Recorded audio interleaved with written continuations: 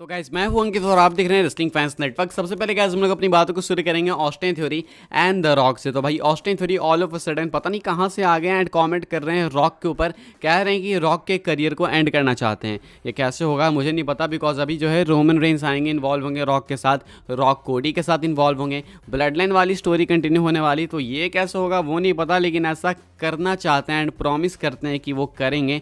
Austin theory कहते हैं कि रॉक खुद को फाइनल बॉस कहता है एंड गलत भी नहीं कहता है, वो फाइनल बॉस है, यानी कि ये उसका आखिरी टाइम चल रहा है, ये फिनाले है उसका, इसके बाद इसका करियर एंड करेंगे। ग्रेसन वॉलर ने, मेरे पार्टनर ने भले ही कह दिया कि हाँ भाई इसने कंपनी के लिए बहुत कुछ करा है या फिर ऐसा है वैसा है, बट मेरे लिए कुछ भी नहीं है। ना मैं इसको फाइनल बॉस मानता हूँ, ना ही मैं इसको पीपल्स चैंपियन मानता हूँ, ना ही मैं इसे अपना बॉस मानता हूँ। मैं इसके करियर को एंड करूँगा एंड मेरे से ऊपर कोई नहीं है। मैं हूँ उभरता हुआ सितारा, मैं इस कंपनी को कैरी करता हूँ एंड मैं हूँ ऑस्टिन थ्योरी। तो ये कुछ कहना है ऑस्टिन थ्योरी का, ऑब्वियसली कैरेक्टर के अंदर है भाई, इसमें तो कोई डाउट ही नहीं है। एंड बहुत अच्छा लगता है कि Austin theory and Grayson Waller जैसे सुपरस्टार्स अपने कैरेक्टर को टेलीविजन के अलावा भी हर जगह मेंटेन करते हैं। लाइक बहुत रेयरली ये चीज़ देखने को मिलती है। एमजेफ बहुत अच्छे से ये करते थे एक टाइम पे एडब्ल्यू में, लेकिन अब एमजेफ भी कहीं ना कहीं वीक पड़ गए। अभी तो खैर वो टेलीविजन पे है नहीं एडब्ल्यू के, लेकिन बीच में वो वीक पड़ गए थे। लेकिन ग्रेसन वॉलर जितना बेटर करते हैं पूछो ही मत, ऑस्टिन थ्योरी जितना बेटर करते हैं पूछो ही मत। तो अभी के हिसाब से Austin theory and Grayson Waller जो कि उभरते हुए सितारे हैं,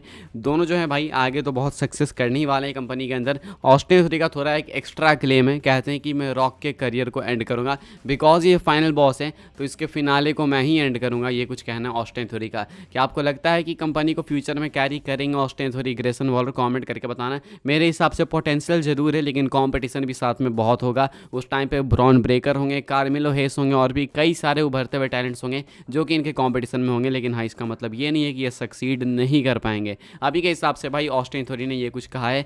क्या सोचते हो आप इसके बारे में? कमेंट करके जरूर से बताना। आगे बढ़ते हैं गाइस, बात करते हैं अगली स्टोरी के बारे में जो कि Monday night raw, Friday night SmackDown and NXT को लेके। तो जैसे कि आपको मालूम है कि बहुत ही जल्दी डब्ल्यूडब्ल्यूई नई नई डील से स्टार्ट करने वाली है अलग अलग नेटवर्क्स के साथ में।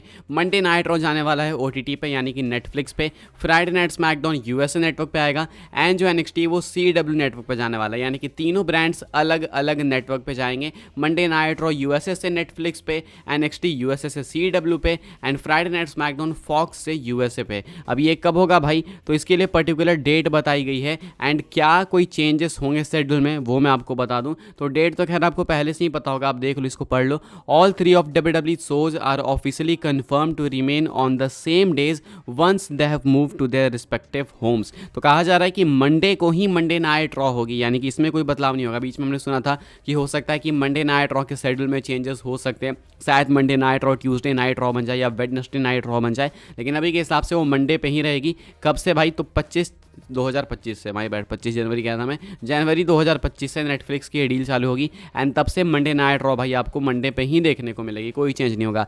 ट्यूसडे को एनएक्सटी आती है, ट्यूसडे को ही आएगी, यानी इंडिया में वेडनेसडे को। सीडब्ल्यू नेटवर्क पे ये लोग जाने वाले हैं 2024 के अक्टूबर में, यानी इसी साल अक्टूबर में। स्मैकडाउन सितंबर में ही शिफ्ट हो जाएगा यूएस नेटवर्क पे and SmackDown Friday night SmackDown ही रहेगा। यानी कि शेड्यूल में कोई भी चेंजेस नहीं है, सिर्फ नेटवर्क में चेंजेस होने वाले हैं। मंडे नाइट रॉ नेटफ्लिक्स पे जाएगी 2025 जनवरी में, एनएक्सटी सीडब्ल्यू पे जाएगी 2024 अक्टूबर में, स्मैकडाउन जाएगी वापस यूएस नेटवर्क पे सितंबर 2024 में। हालांकि इससे हमारा वैसे तो कोई लेना देना नहीं है, लेकिन अगर हल्का लेना देना है तो वो नेटफ्लिक्स वाली डील से शायद आगे जाके मंडे नाइट रॉ इंडिया में भी नेटफ्लिक्स पे टेलीकास्ट हो।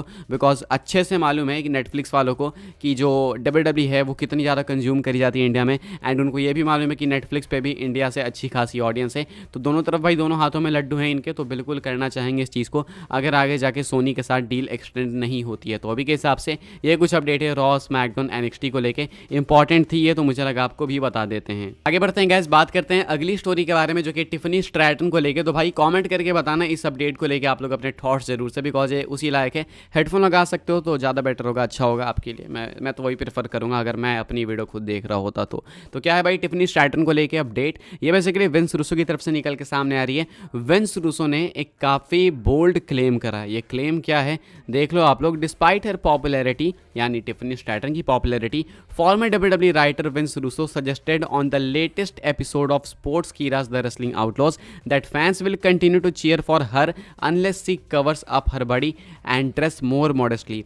Adding that she has to do it to get proper heel heat. तो यहाँ पे ये बताया जा रहा है, इनकी स्टेटमेंट काफ़ी थोड़ी सी वल्गर हो जाएगी अगर मैं इनके शब्दों में बोलूँ तो, लेकिन इनका बेसिकली ये कहना है कि अगर टिफनी स्ट्रैटन ढंग के कपड़े पहनेगी तब लोग उसे चीयर करना बंद करेंगे। यानी कि इनका कहना है कि टिफनी स्ट्रैटन अंग प्रदर्शन करती है, इसी वजह से भाई उसको चीयर मिलता है, यानी कि लोग तो ठरकी हैं ही, तो लोग इसीलिए उस चीज़ को लाइक करते हैं बिकॉज टिफनी स्ट्रैटन कपड़े बहुत कम पहनती है या फिर कह लो बहुत छोटे पहनती है। कहना है कि रोस्टर में बहुत कम ऐसे लोग हैं जो कि इतना कम पहनते हैं, बहुत कम कपड़े पहनती है, इसी लोग जो है भाई से चीयर करते हैं बिकॉज लोग को यही पसंद है। तो जिस दिन ये ढंग के कपड़े पहनने लगेगी उस दिन लोग उसे बू करने लगेंगे एंड उसके कैरेक्टर के लिए वही बेटर, यानी कि अगर वो हील है तो उसे हील हीट मिलना चाहिए। हील हीट कब मिलेगा? जब वो ढंग के कपड़े पहनेगी तब लोग उसे हेट करना चालू करेंगे बिकॉज जब तक वो छोटे कपड़े पहनेगी लोग मजे लेंगे एंड लोग उसे हेट नहीं करने वाले। ये विंस रूसो ने कहा है, ये है इनके ओपिनियंस। देखो मैं इस चीज़ से अग्री करूँगा ड्रेसिंग सेंस वाली चीज़ से कि फैंस क्यों ज़्यादा सपोर्ट करते हैं उसके पीछे ज़रूर ये रीज़न तो है ही है ऑब्वियस, इसमें कोई डाउट नहीं है, लेकिन अब इतना ज़्यादा मुझे नहीं लगता है कि अच्छे कपड़े पहनेंगे तो हेट करने लगेंगे, ये नहीं होने वाला है। आप क्या सोचते हो कमेंट करके बताना। अभी के हिसाब से एक कॉन्ट्रोवर्शियल स्टेटमेंट विंस रूसो की तरफ से एंड इस पर भयंकर घमासान होने वाला है इंटरनेट पे, इतना तो मैं श्योर हूँ। अभी के हिसाब से इन्होंने कुछ ये कहा है। बात करते हैं गाइस हम लोग अपनी नेक्स्ट एंड फाइनल स्टोरी के बारे में जो कि Cody Rhodes and uncle howdy को लेके। तो क्या Cody Rhodes versus uncle howdy ये वाला मैच हमें देखने को मिल सकता है? क्या ये फ्यूड करीब आ रही है? क्या ये वाला मैच पॉसिबल है? तो रूमर्स का कुछ ये कहना है कि जो अंकल हाउडी है या फिर इनकी जो वाइट सिक्स फैक्शन है ये आ सकती है भाई king and queen of the ring के अंदर, बिकॉज डॉट्स वहीं पे कनेक्ट हो रहे हैं, QR कोड्स वहीं पे इंडिकेट कर रहे हैं, हर तरीके के जो टीजर्स है भाई वहीं पे इंडिकेट करते हुए दिख रहे हैं। अब अभी के हिसाब से अगर ये वहाँ पे आएंगे तो किस मैच के अंदर या फिर किस सेगमेंट के अंदर आएंगे? तो दो ही ऑप्शन है भाई, एक तो आपको ये मेन इवेंट के अंदर देखने को मिलेंगे, नहीं तो मेन इवेंट के बाद जिस तरीके से एक्सट्रीम रूल्स में ब्रे वाइट आए थे, जिस तरीके से सर्वाइवर सीरीज में CM पंग आए थे, या तो ये लोग उस तरीके से आएंगे, नहीं तो हो सकता है कि ये मेन इवेंट यानी कि चैंपियन वर्सेस चैंपियन जो कि most likely winner takes all match बनेगा कोडी वर्सेस लोगन का, उस मैच में आके इंटरप्शन करेंगे अंकल हाउडी एंड उनकी फैक्शन घेर सकती है कोडी रोड्स को, बिकॉज लोगन पॉल को घेरने का कोई सेंस बनेगा नहीं, लोगन पॉल तो रेगुलर है ही नहीं, ना ही रहेंगे। तो ऐसे में ये वाला मैच अगर इंटरप्शन से एंड करना है, शॉकिंग एंडिंग देनी है तो ऐसे में भाई किसी भी तरीके से अंकल हाउडी को ही लाना पड़ेगा बिकॉज इसके अलावा कोई भी चीज़ सेंस नहीं बनाती है। अंकल हाउडी आएंगे, आके वो अटैक करेंगे कोडी रोड्स के ऊपर, उनकी फैक्शन अटैक करेगी, तो ये वाला मैच नो कॉन्टेस्ट में एंड हो जाएगा एंड ना ही टाइटल चेंज होगी, यानी कि ना ही कोडी बनेंगे डबल चैंपियन, ना ही लोगन बनेंगे डबल चैंपियन, ना ही कोई मैच जो है भाई ऐसा लगेगा कि कोई सेंस नहीं बनाता है, और ना ही कोई वीक दिखेगा। अंकल हाउडी का डेब्यू भी अच्छा हो जाएगा। तो अभी के हिसाब से भाई ये चीज़ मोस्ट लाइकली दिख रही है एंड अगर ये चीज़ होगी तो ये चीज़ बिल्ड करेगी आगे uncle howdy versus Cody Rhodes के मैच के लिए, लेकिन फिर उसमें जाके दिक्कत आएगी कि अंकल हाउडी को हराया जाए, इतनी स्ट्रॉन्ग फैक्शन आएगी, क्या वो हारेगी? एंड कोडी रोड्स तो हार ही नहीं सकते, तो वो तो देखो बाद की दिक्कत है, लेकिन क्योंकि 25 तारीख के लिए रूमर्ड है अंकल हाउडी एंड उनकी फैक्शन, तो यहीं पे दिख रहा है कि पॉसिबली वो आएंगे। अब देखो भाई क्या होता है। अभी के हिसाब से इस वीडियो के लिए जो भी अपडेट्स थी मैंने आपके साथ शेयर करी है। आई होप सो आपको इन्फॉर्मेशन मिली हो तो वीडियो को लाइक करें, शेयर करें, सब्सक्राइब करें चैनल को, ताकि आने वाले टाइम के अंदर आपको और भी ऐसी WWE की न्यूज़ रूमर अपडेट्स सब कुछ टाइम टू टाइम जानने को मिलते रहे। फॉलो कर सकते हैं आप लोग मुझे इंस्टाग्राम एंड ट्विटर पर, लिंक आपको मिल जाएगा डिस्क्रिप्शन में, ज्वाइन कर सकते हैं व्हाट्सएप चैनल को, उसके भी लिंक डिस्क्रिप्शन में। मिलते हैं अपनी नेक्स्ट सॉफ्टवेयर काफ़ी इंटरेस्टिंग वीडियो में।